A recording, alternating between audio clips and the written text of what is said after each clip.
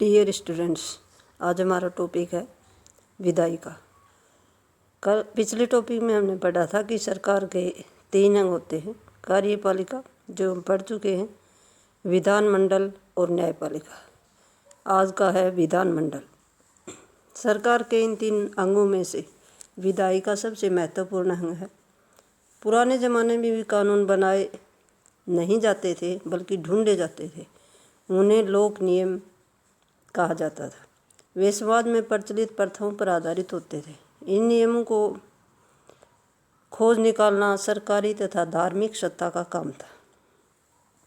जैसे जैसे समय बीतता गया वैसे वैसे लोक नियमों का महत्व कम होता गया और कानून शांति स्थापित करने के लिए कार्यपालिका द्वारा जारी किए गए आदेशों का रूप ग्रहण करने लगे।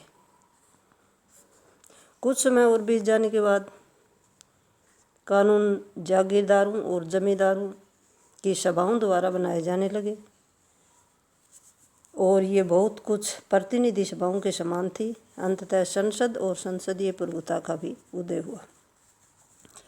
संसद का श्री गणेश इंग्लैंड में हुआ था।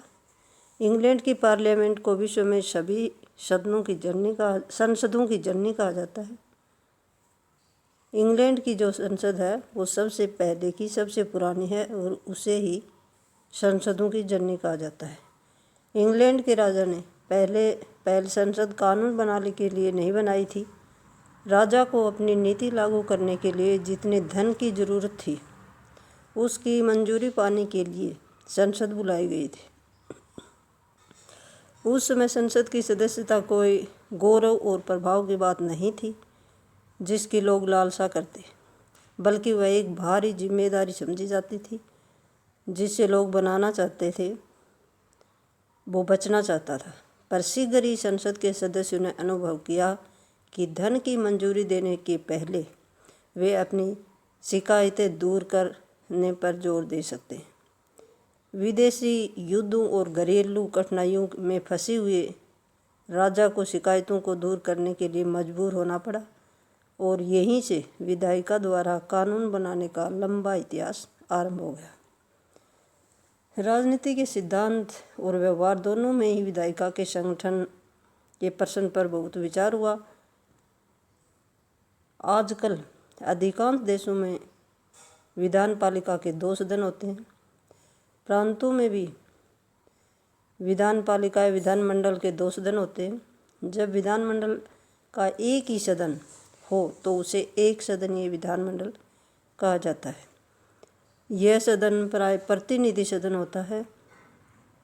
लोकतांत्रिक देशों में इस सदन के सदस्य लोगों द्वारा प्रत्यक्ष रूप से चुने जाते हैं। मताधिकार के लिए कुछ निश्चित आयु निर्धारित की जाती है। चीन, पुर्तगाल, यूगोस्लाविया, यूनान आदि देशों में एक सदस्य विधानपालिका है। एक ही सदन है विधानपालिका का। जब विधानपालिका के 2 सदन हों तो उसे द्विसदनीय विधानपालिका कहा जाता है। एक सदन को ऊपरी सदन और दूसरे को निचला सदन।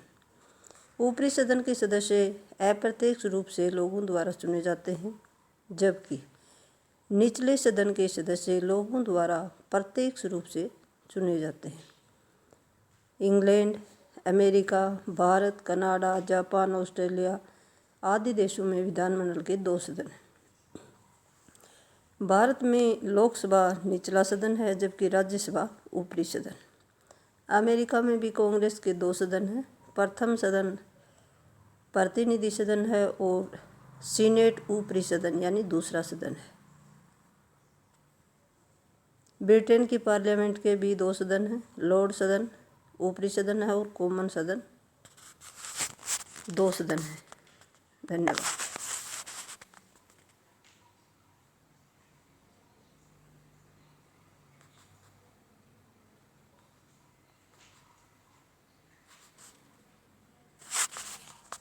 एक बार देखियो ध्यान इवन